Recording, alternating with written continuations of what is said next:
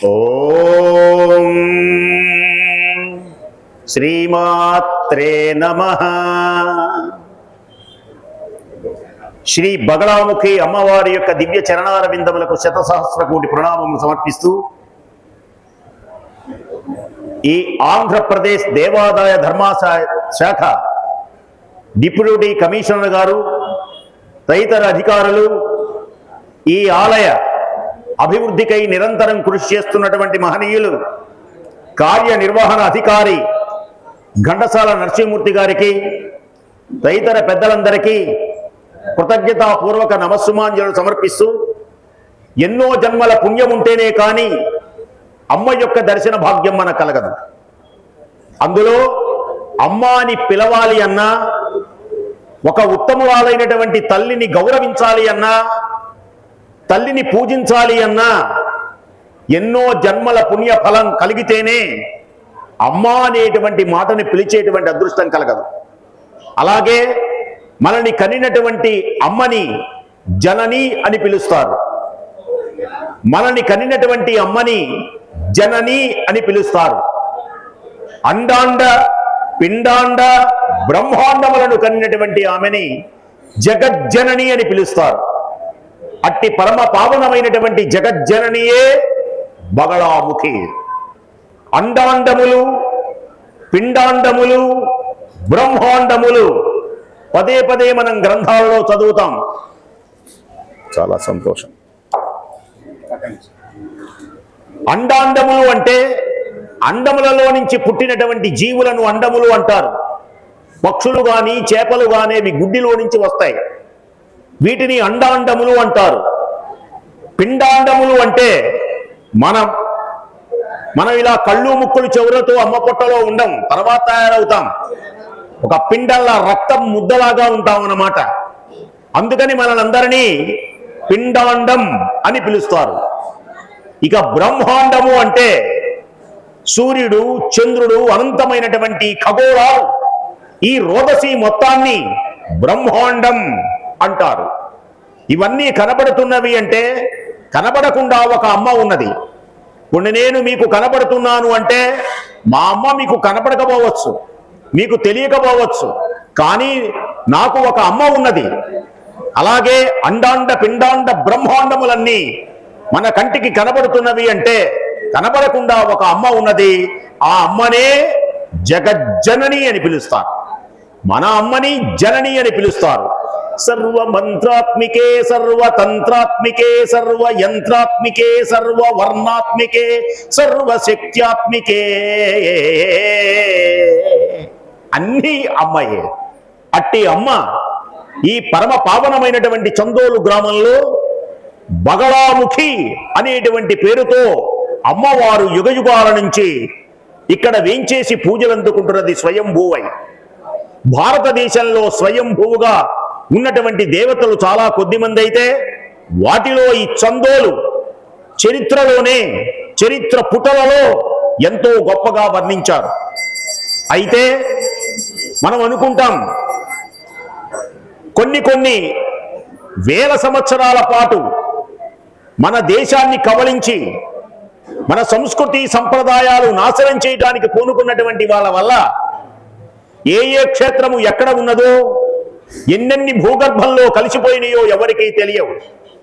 కానీ మరల ఈనాడు అమ్మంతట అమ్మయే ఒక చిక్కుడు గింజను కనుక భూమిలో నాటితే భూమిని చీల్చుకుంటూ ఎలా చిక్కుడు గింజ పైకొస్తుందో, అలాగే అమ్మవారు అక్కడక్కడ నేను ఈ భూమిలో ఉన్నాను, నన్ను వెలికి తీయండి, నా మహిమను పొగడండి, నన్ను స్తుతించండి, నన్ను సేవించండి, మీరు సుఖములు పొందండి అని అమ్మవారంతటా అమ్మ స్వయంగా తెలియచేసి అమ్మ వచ్చినటువంటి పుణ్యమైనటువంటి ప్రదేశం ఈ చందోలు గ్రామం. ఈ చందోలు గ్రామంలో అమ్మ ఎలా ఒకప్పుడు పూజలు అందుకున్నటువంటి అమ్మ మరల ఎలా ఈనాడు బయటికి వచ్చిందో మీకు ఒక చిన్ని కథ చెబుతాను. ఈ గ్రామంలో ఉన్న వాళ్ళందరికీ తెలుసు. ఇప్పుడు ఈ టీవీ ద్వారా ప్రపంచానికి తెలియచేయాలి. అమ్మని గురించి ఎవరికీ చెప్పక్కర్లేదు, కానీ అప్పుడప్పుడు జ్ఞాపకం చేయాలి. మానవులు అమ్మ యొక్క గొప్పతనాన్ని గ్రహించలేక మాతా పూర్వరూపం తల్లియే ఈ లోకానికి ప్రథమ దైవం అనేటువంటి విషయాన్ని తెలియక అజ్ఞాన అంధకారంలో కొట్టుబిట్టాడేటువంటి పిల్లలకు తల్లి అంటే ఎవరో, జన్మ అంటే ఏమిటో, మనం ఎలా పుట్టామో, ఆ తల్లి నవమాసాలు ఎలా మోసిందో, ఈ కళ్ళు ముక్కులు చెవులు ఈ లోకాన్ని ఎలా రక్షించిందో అనేకమైనటువంటి విషయాలను తెలుసుకోవటమే దీని పేరే జ్ఞానం అని పలుకుతారు. ఈ జ్ఞానమే లేకపోతే మానవుడు పశుతుల్యుడు. అన్ని జన్మలలో గొప్పదైనటువంటి జన్మ మానవ జన్మ. తల్లిని మరిచిపోవటం అనేటువంటిది మూర్ఖత్వం. అందుచేతనే ఉపనిషత్తులలో అన్నిటిలో కూడా అందరికంటే గొప్ప దైవము ఎవరు ప్రశ్నించారు మహర్షులు. అందరికంటే గొప్ప దైవము ఎవరు ఎవరు అంటే అమ్మ, అంతే సమాధానం. ఇక మిగతా దేవుళ్ళు వాళ్ళందరూ కాదు, అక్కడ అమ్మే. అన్నిటికంటే గొప్ప మంత్రము ఏది? గాయత్రి మంత్రం. అన్ని అక్షరములలో గొప్పదైనటువంటి అక్షరము ఏది? ఓంకారం.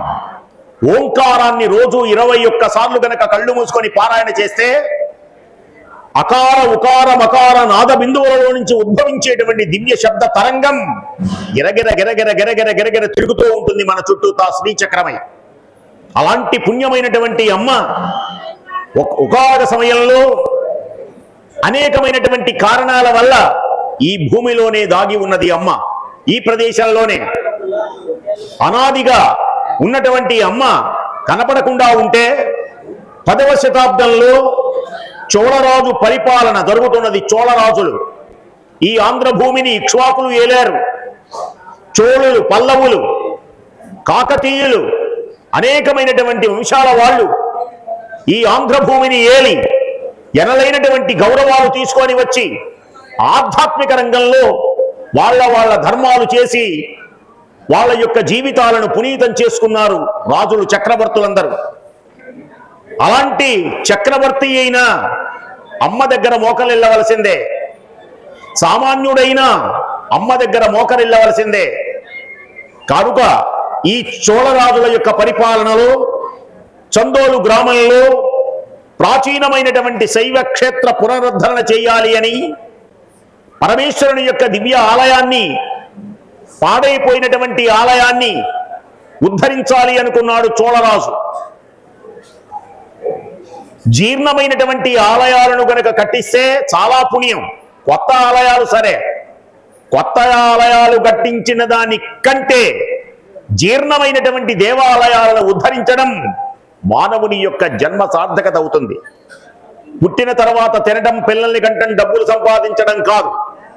ఈ లోకంలో 3 బలాలు ఉంటాయి. ఒక బలం పేరు జనబలం, వేరొక బలం పేరు ధనబలం, మూడొక బలం పేరు దైవబలం. జనబలం, ధనబలం, దైవబలం. ఈ మూడిటిలో తెలివి కలిగినటువంటి జ్ఞాని దైవబలాన్ని నమ్ముకుంటాడు. మూర్ఖుడు జనబలాన్ని, ధనబలాన్ని నమ్ముకుంటాడు.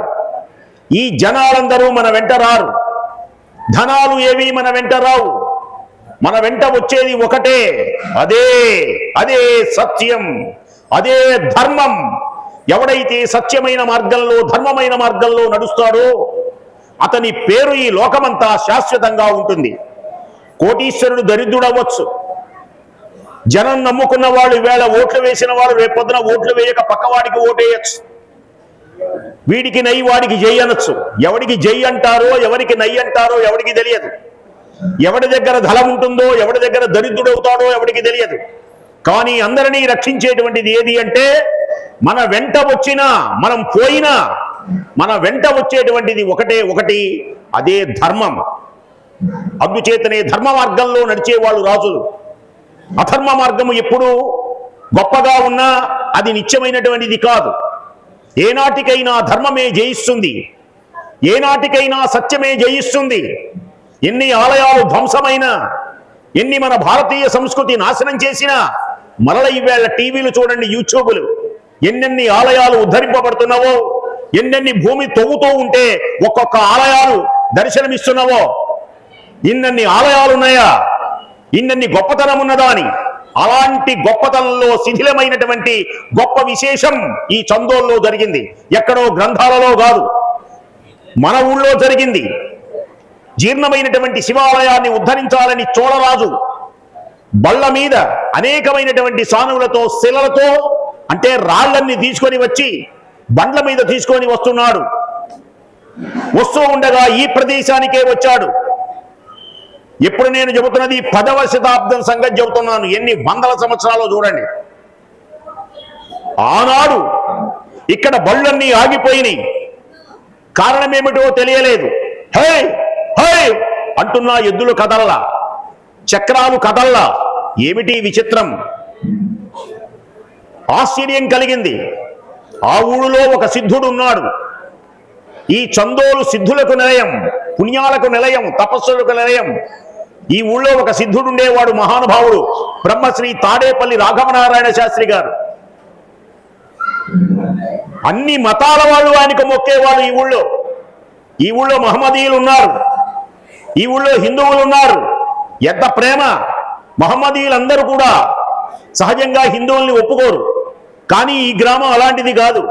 ఆ మహానుభావుడు ఏది చేసినా ఆ మహానుభావుడు వస్తుంటే పాదాభివందనం చేసేవాళ్ళు. ఈ ఊళ్ళో పెద్దవాళ్ళని అడగండి, 60-70 ఏళ్ల వాళ్ళు ఉన్నారు కదా, ఇది నిజమేనా? నారాయణమూర్తి గారు చెప్పారు ఈ ఊళ్ళో ఇలా మొక్కుతారట కదా అని. ప్రపంచమే మొక్కింది, పీఠాధిపతులు మొక్కారు మహానుభావుడికి. అలాగే పుణ్య దివ్య మహోన్నతమైనటువంటి విశేషంలో సిద్ధుడు ఎదురుపడి ఈ బళ్ళు ఆగడానికి కారణమేమిటో చెబుతాను వినమని కళ్ళు మూసుకొని తన దివ్యమైనటువంటి తపశ్శక్తితో నిరీక్షించి, ఇక్కడ అమ్మవారు ఉన్నది, మహా అమ్మవారు ఈ ప్రదేశంలో ఉన్నది, ఈ భూమిలో. దీని మీద నుంచి ఎవరు వెళ్ళడానికి వీలు లేదు. ఆమె పేరే బగళాముఖి. తప్పట్లు కొట్టండి. ఆమె పేరే బగళాముఖి. శ్రీ పంచశత్పీఠరూపిణి. అమ్మవారిని ప్రార్థించారు. శ్రీ పంచశత్పీఠరూపిణి, శ్రీ పంచశత్పీఠరూపిణి. మాం పాకి రాజ రాజేశ్వరి శ్రీ పంచశత్పీఠరూపిణి. మాం పాకి రాజ రాజేశ్వరి శ్రీ పంచశత్పీఠరూపిణి.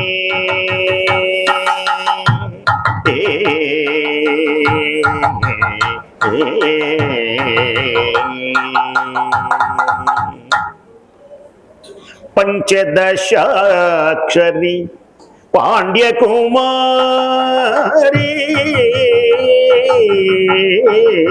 పంచదశాక్షరి పాండ్యకుమారి. పద్మనాభ సహోదరి శాంకరి. పంచదశాక్షరి పాండ్యకుమారి. పద్మనాభ సహోదరి శాంకరి. దేవరాజముని శాప నివారిణి. దేవగాంధార రాగదోషిణి. దేవరాజముని శాప నివారిణి. దేవగాంధార రాగదోషిణి. శ్రీ పంచశత్పీఠ రూపిణి. మన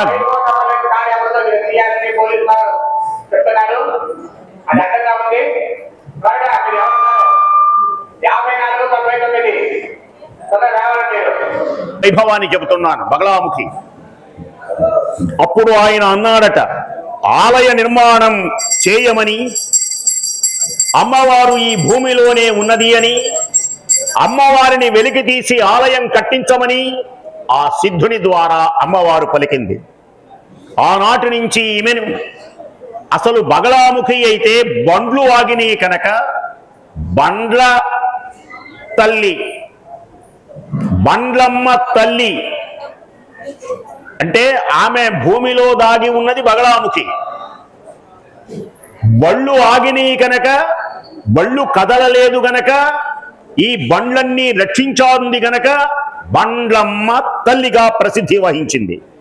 వెంటనే రాజుగారి ఆజ్ఞ అయినటువంటి మరుక్షణంలో ఆలయాన్ని తవ్వారు. ఆ ప్రదేశాన్ని, భూమిని తవ్వారు. తవ్వితే చూడండి ఎలా ఉన్నాయో, ఒక కందకం బయటికి వచ్చింది. ఈ మధ్యనే అనేకమైనటువంటి విశేషాలు, అనేకమైనటువంటి ప్రదేశాలలో త్రవ్వుతూ ఉంటే దేవాలయాలు కనబడినట్లు ఒక దివ్యమైనటువంటి కందకం బయటికి వచ్చింది. జయ బలో బగళాముఖి అమ్మవారికి, జయ బలో బగళాముఖి అమ్మవారికి. ఎప్పుడైతే ఇలా తవ్వారో అమ్మవారు ఆ కందకమే కాదు, భవ్య దివ్య జలం గళగళ గళగళ గళగళ గళగళ గళగళ ఒక్కసారి షప్ అని పొంగుతూ పైకి వచ్చింది. ఓ, ఇక్కడ బావి ఉన్నది. ఇప్పుడు మనకు కనపడుతుంది ఆ బావి, చూడొచ్చు. ఒకప్పుడు ఈ బావి లేదు, ఈ గుడి లేదు. శిథిలాలయాలలో అమ్మవారికి పసుపు నీళ్లు కొట్టండి బాబు కాస్త అమ్మవారిని. ఆలయాన్ని నిర్మించి ఈ క్షేత్రాన్ని బండ్లమ్మ తీర్థక్షేత్రం అనేటువంటి పేరుతో అమ్మవారు ఇక్కడ ప్రసిద్ధి వహించింది. ఇందాక చెప్పానే సిద్ధులు ఉన్నారు ఈ గ్రామంలో అని. బ్రహ్మశ్రీ వేదమూర్తులైనటువంటి మహనీయులైన తాడేపల్లి రాఘవనారాయణ శాస్త్రి గారు ఇల్లు ఇప్పటికీ ఉంది. ఆ మహానుభావులు, ఆ శక్తి, ఆయన బాలా త్రిపుర సుందరి అమ్మవారి యొక్క దివ్యమైనటువంటి ఉపాసన చేస్తాడు ఆయన. బాలా త్రిపుర సుందరి గై కొన్నుము హారతి, బాలా త్రిపుర సుందరి గై కొన్నుము హారతి, బాలా త్రిపుర సుందరి గై కొన్నుము హారతి, బాలా త్రిపుర సుందరి గై కొన్నుము హారతి, గానలోల జాలమేళ జాలి చూపుమా, గానలోల జాలమేళ జాలి చూపుమా, బాలా త్రిపుర సుందరి గై కొన్నుము హారతి, బాలా త్రిపుర సుందరి గై కొన్నుము హారతి. అమ్మవారితో సమానమైనటువంటి వారు లేరని ఆ దివ్యమైనటువంటి తాడేపల్లి రాఘవనారాయణ శాస్త్రి గారు ఈ తల్లిని ఎన్నిసార్లు సందర్శించారు. ఆ బాలా అమ్మవారు వాళ్ళ ఇంటిలో అమ్మ ఇలా రా అంటే ఆ అమ్మవారు నడిచొస్తుంది. అలాంటి పుణ్యమైనటువంటి బగళాముఖి అమ్మవారు అత్యంత ప్రీతికరమై భక్తులకు కోరినటువంటి కోరికలు నెరవేర్చి కష్టములన్నీ తొలగించేటువంటి తల్లిగా మనకు దర్శనమిస్తుంది. అంతేకాదు న్యాయాన్ని సంరక్షించే తల్లి. అందుకనే భారతదేశ సుప్రీం కోర్ట్ మాజీ న్యాయమూర్తి గారు అత్యుత్తమమైనటువంటి స్థానంలో కలిగిన న్యాయాన్ని రక్షించేటువంటి మహానుభావులు 21వ సంవత్సరంలో వచ్చారు. మళ్ళీ ఈవేళ న్యాయం ఈ లోకంలో ఉండాలి, అమ్మా న్యాయ పరిపాలన జరగాలి అని ఎంతో ప్రపంచంలోనే గొప్పది భారతదేశంలో సుప్రీం కోర్ట్. ఆ న్యాయమూర్తుల వారు ఈనాడు మన ఈ న్యాయాన్ని సంరక్షించేటువంటి తల్లిగా అమ్మవారు పేరు ప్రఖ్యాతులు వహించింది. ఇంకొక విశేషం ఏమిటి అంటే అమ్మవారి రూప వైశిష్ట్యాన్ని చెబుతాను వినండి. ఈవేళ మాధవేశ్వరిగా అమ్మవారు దర్శనమిస్తోంది. ధనుర్మాస సందర్భంలో విష్ణుమూర్తికి ప్రీతికరమైనటువంటిది కనుక ధనుర్మాసంలో తిరుప్పావై గోదాదేవి తెల్లవారుజామున లేస్తుంది. గోదాదేవి దివ్యమైనటువంటి రంగనాథుని సేవిస్తుంది. ఈ ధనుర్మాస వ్రతాన్ని పూనింది. అందరికీ చెప్పేదిట గోదాదేవి, ఓ మొద్దు నిద్రపోతున్న వనితల్లారా నిద్రలేవండి, నిద్రలేవండి, తెల్ల తెల్లవారెన్ను లేవండమ్మ చెల్లియల్లారండమ్మ,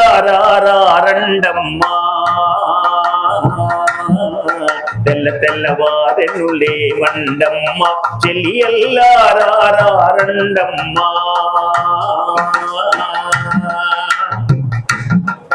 రెక్కలు తట్ట తట్ట కొట్టుచుకోళ్ళు ఒక్కద కోయని కూసినవి రెక్కలు తట్ట తట్ట కొట్టుచుకోళ్ళు ఒక్కద కోయని కూసినవి అంబాయంటూ తల్లి పాలకై ఆవు దూడలల్లాడుచున్నవి తెల్ల తెల్లవారెను లేవండమ్మ చెలియల్లారండమ్మా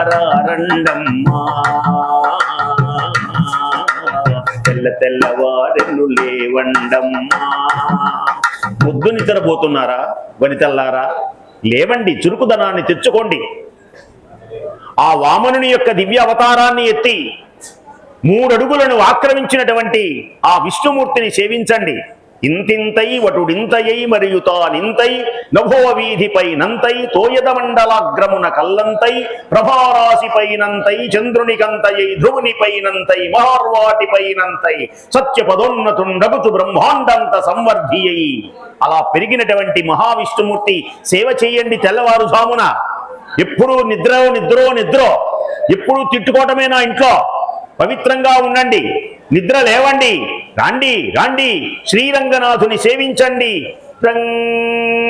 రంగపుర విహార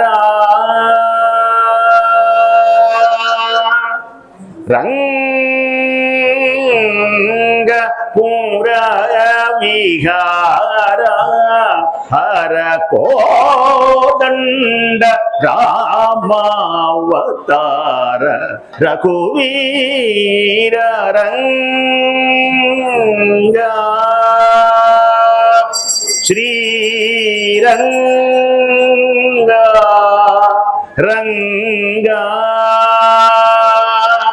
ఇది ధనుర్మాసం అంటే ఈ ధనుర్మాసంలో మాధవేశ్వరిగా అమ్మవారు మనకు దర్శనమిస్తోంది వేళ బ్రహ్మాండమైన అలంకారం ఇవేళ చూచినటువంటి వారి కళ్ళకు పండుగ చూడని కళ్ళు దండుగా అమ్మవారి వైభవాన్ని ఆ అలంకారాన్ని చూచినటువంటి వాళ్ళ కళ్ళు పండుగ చూడని వారి కళ్ళు దండుగా కాబట్టి దశమహావిద్యలు అని ఉంటాయి శాక్తేయంలో దశమహావిద్యలలో 8వ విద్య అమ్మవారిది 8వ మహాశక్తి అమ్మవారు బగళాముఖి ఈ బగళాముఖిని ఆరాధిస్తే మాటలు పెరుగుతాయి బగళ అంటే కొంగలాగా అమ్మవారు ముఖి కలిగి ఉంటుంది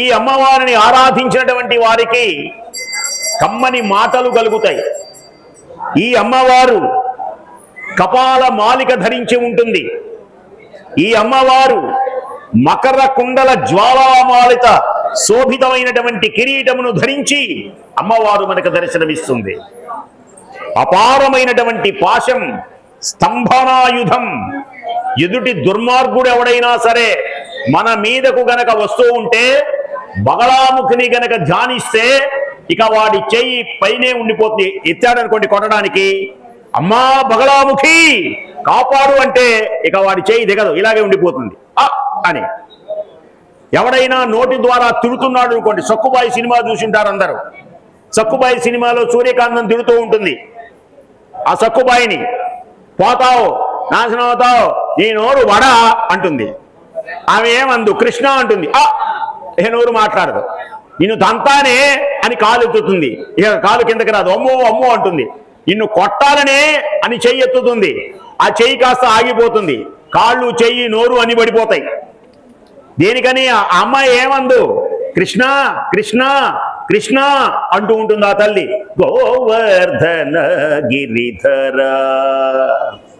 గోవర్ధన గిరిధర గోవింద గోకుల పాలక పరమానంద గోవర్ధన తక్కట్లా భజన చేయండి అమ్మా ధనుర్మాసం గోవర్ధన గిరిధర గోవింద గోకుల పాలక పరమానంద గో గోవర్ధన గిరిధర గోవింద గోకుల పాలక పరమానంద గోవర్ధన గిరిధర గోవింద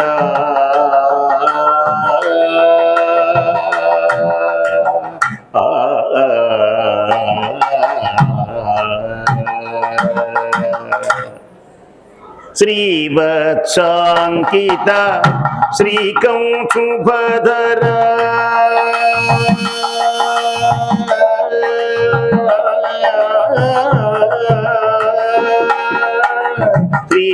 శ్రీవత్సాంకిత శ్రీకంఠుభధర శ్రీవత్సాంకిత శ్రీకంఠుభధర శ్రీవత్సాంకిత శ్రీకంఠుభధర పావక భవహర పాహి ముకుంద భావజ భవహర పాహి ముకుంద గోవర్ధన గిరిధర గోవర్ధన గిరిధర గోవింద గోవర్ధన గిరిధర గోవింద గోకుల పాలక పరమానంద గోకుల పాలక పరమానంద గోవర్ధన గిరిధర గోవింద. అలా గోవిందునికు మహావిష్ణుమూర్తికి ఇష్టమైనటువంటి మాసం కనుక ఈవేళ అమ్మవారిని మాధవేశ్వరి అమ్మవారిని కనుక ఆరాధిస్తే స్తంభన ఎవడైనా మనల్ని తినడానికి వచ్చినప్పుడు ఎవడైనా మనల్ని కొనడానికి వచ్చినప్పుడు ఏదైనా దుష్టమైనటువంటి శక్తుల మన మీదకి వచ్చినప్పుడు అమ్మా బగళాముఖి అమ్మలగన్న అమ్మా నన్ను రక్షించమ్మా అని కనుక ప్రార్థిస్తే వాడిక మన జోలికి రానే రాడు. ఇంకొక విశేషం ఏమిటి అంటే ఆమె చతుర్భుజురాలై అంటే 4 చేతులతో అమ్మవారు ఉంటుంది. ఏ దేవుడికైనా 4 చేతులు ఉంటాయి. దేనికి ఉంటాయో తెలుసా? చాలా మందికి తెలియక ఎవడైనా 4 చేతులతో పుడతాడా పుట్టినోడిని చూపించండి ఉంటారు మూర్ఖంతో. 4 చేతుల అర్థం ఏమిటి అంటే నలుదిక్కుల నుంచి ఎవరు ప్రార్థించిన 4 చేతుల అర్థం ఏంటి? 4 వేదములకు చిహ్నం, అఖండ జ్ఞానానికి చిహ్నం. అంతేకాదు తూర్పు వైపు నుంచి కొందరు, దక్షిణ వైపు నుంచి కొందరు, పడమర వైపు నుంచి కొందరు, ఉత్తరం వైపు నుంచి కొందరు ప్రార్థిస్తుంటారు రకరకాలుగా. తెలుసునా? ఒక దిశ నుంచే ప్రార్థించరు అందరూ. 4 దిశలలో ప్రార్థించేటువంటి నలుదిక్కులలో ఉన్నటువంటి ఏ ఆర్తులు ఏ భక్తులైతే ప్రార్థిస్తున్నారో వాళ్ళందరినీ నేను కాపాడతాను అని అమ్మవారు మనకు సెలవిస్తూ ఉంటుంది. అందుకని 4 చేతులతో అమ్మవారు ప్రార్థిస్తుంది. యజ్ఞోపవీత ధారణం ఉంటుంది. భుజము పైన లింగ రూపంలో అమ్మవారు మనకి ఇక్కడ దర్శనమిస్తుంది. అంటే శివుణ్ణి కూడా నేను ధరించాను అని అర్ధనారీశ్వర దివ్యమైనటువంటి రూపంతో అమ్మవారు మనకు దర్శనమిస్తుంది. ఈ ఊరి యొక్క గ్రామ దేవత, ఈ దేవత యొక్క ప్రతిరూపమే బగళాముఖి అమ్మవారు. మన ఆలయంలో ప్రపంచంలోనే గొప్పదైనటువంటి క్షేత్రం కాబట్టి అలాంటి క్షేత్రంలో మనం ఉన్నాం. అమ్మవారి గురించి చక్కగా చెబుతూ ఉన్నాను నేను. అలాంటి పుణ్యమైనటువంటి విశేషంతో ఈ అమ్మవారు మనకు దర్శనమిస్తుంది. అమ్మవారు అంటే సామాన్యమైనటువంటి విశేషం కాదు. అమ్మవారిలో 3 శక్తులు ఉంటాయి. అందుకనే ఆమెను శక్తి అంటారు. ఆడవాళ్లను శక్తి అంటారు. శక్తి మగవాడికి శక్తి ఎవరు అంటే ఆడవాళ్లే. ఇవ్వాటికి కూడా దేనికని మగవాడికి ఇడ్డలు చేసి పెట్టేది ఆమె, దోశలు వేసి పెట్టేది ఆమె, బాగా పెరుగు తోడిపెట్టి గడ్డ పెరుగేసి పెట్టేది ఆమె, కమ్మగా పక్కలేసేది ఆమె, ఇల్లు జిమ్మేది ఆమె, ఇస్త్రీ గుడ్డలన్నీ నీటుగా పెట్టేది ఆమె, తలకాయని పుడితే బిళ్ళలు ఇచ్చేది ఆమె, ఇల్లు మొత్తాన్ని రక్షించేది ఆమె. అందుకనే ఆమెను శక్తి. ఆడవాళ్ళు మంచి యోగ్యురాలైనటువంటి ఆడవాళ్లను పొందినటువంటి భర్త జీవితం ఆనందం. గయ్యాళి పేళ్ళాలు ఉన్నారు అంటే అది వేరే విశేషం. వాళ్ళ సంగతి తర్వాత చెప్పుకుందాం. ఈవేళ గుళ్ళో అన్ని మంచి మాటలే చెప్పుకుందాం. అందుచేత అమ్మవారు ఎలాంటిది, ఇంట్లో ఉన్న అమ్మవారైనా ఆ అమ్మవారైనా ఒకటే. ఈ అమ్మవారు కూడా, ఈ అమ్మ కూడా, ఈ భార్య కూడా ఆలయాన వెలసిన ఆ దేవుని రీతి ఇల్లాలే ఈ జగతికి జీవన జ్యోతి. మంచి భార్య దొరికింది అనుకోండి, ఇలా డోలు వాయిస్తాడు బ్రహ్మాండంగా, బొట్లు పెడతాడు, నున్నగా గడ్డం చేసుకుంటాడు, తెల్లని గుడ్డలు కడతాడు, అంటుంటాడు. అదే కనుక తిండి పెట్టని గయ్యారు దొరికిందనుకో, ఈయన ఈ గుళ్ళోకి వచ్చేది లేదు, పిచ్చోళ్ళ తిరుగుతూ ఉంటాడు. ఎక్కడో ఏ పిచ్చి హోటల్లోనూ మిరపకాయ బజ్జీలు తింటే ఏం చేస్తాడు? కాబట్టి అలాంటి శక్తి, అందుకు చెప్పానమాట శక్తి. శివునకు శక్తి ఎవరు? అమ్మవారే. శివుడు కూడా హాలాహలాన్ని మింగి లోకాన్ని కాపాడింది దేనికని? అమ్మవారి యొక్క దివ్యమైనటువంటి అనుగ్రహంతో. అలాంటి పుణ్యమైనటువంటి అమ్మవారు ఇక్కడ వేంచేసి ఉన్నది. అలాంటి పుణ్యమైనటువంటి జగదంబను మనమందరము ధ్యానిస్తూ సర్వమంగళ మాంగళ్యే శివే సర్వార్థ సాధికే శరణ్యే త్ర్యంబకే దేవి నారాయణి నమోస్తుతే. స్వస్తి.